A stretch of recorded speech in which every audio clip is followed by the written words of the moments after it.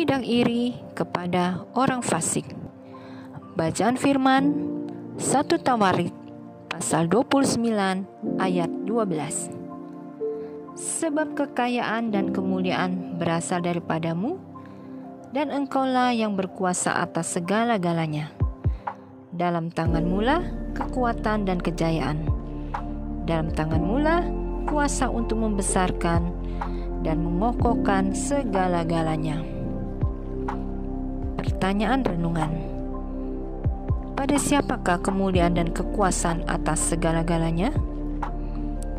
Di tangan siapa kekuatan dan kehormatan?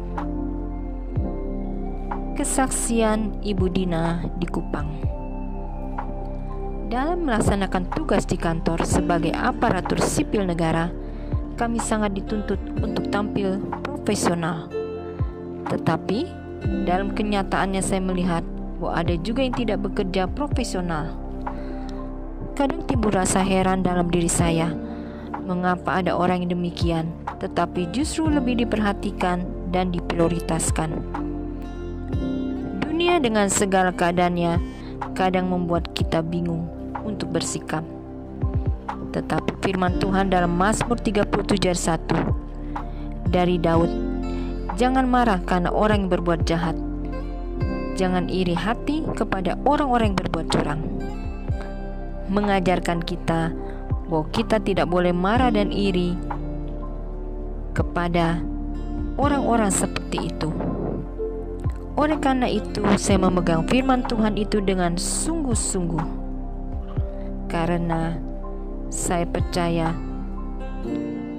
bahwa jika saya tetap bergembira di dalam Tuhan, maka Tuhan akan memberikan kepada saya apa yang diinginkan hati.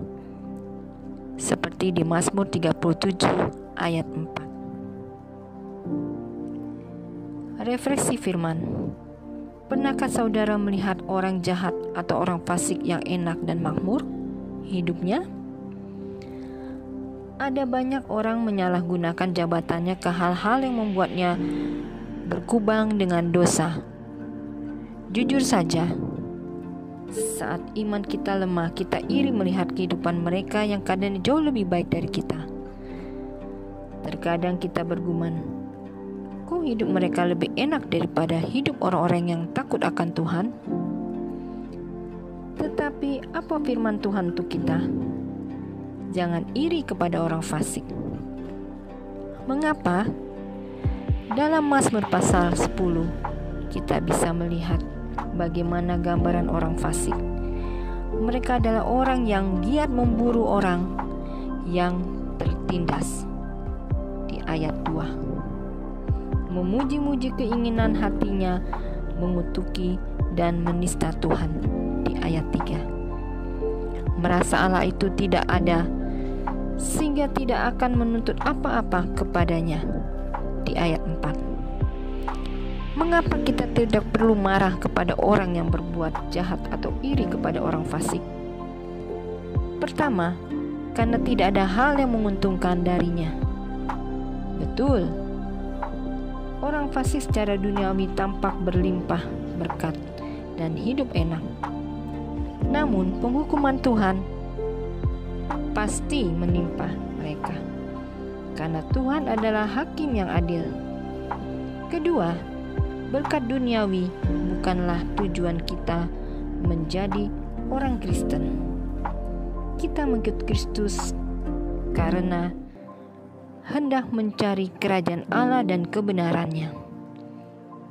Tuhan tahu ada orang yang kaya raya dari hasil korupsi. Tuhan tahu ada orang yang menyalahgunakan kekuasaan untuk menindas rakyat. Kita pun tahu Tuhan adalah hakim yang adil, yang pasti bertindak sesuai dengan waktunya. Berbahagialah mengikuti Tuhan dalam kondisi apapun. Refleksi doa. Bapa, terima kasih atas kemuliaan-Mu dalam hidup kami. Kami mau menceritakan segala pekerjaan Tuhan dalam hidup kami. Ayat hafalan Amsal 24 ayat 19. Jangan menjadi marah karena orang yang berbuat jahat. jangan iri kepada orang fasik. Tuhan Yesus memberkati.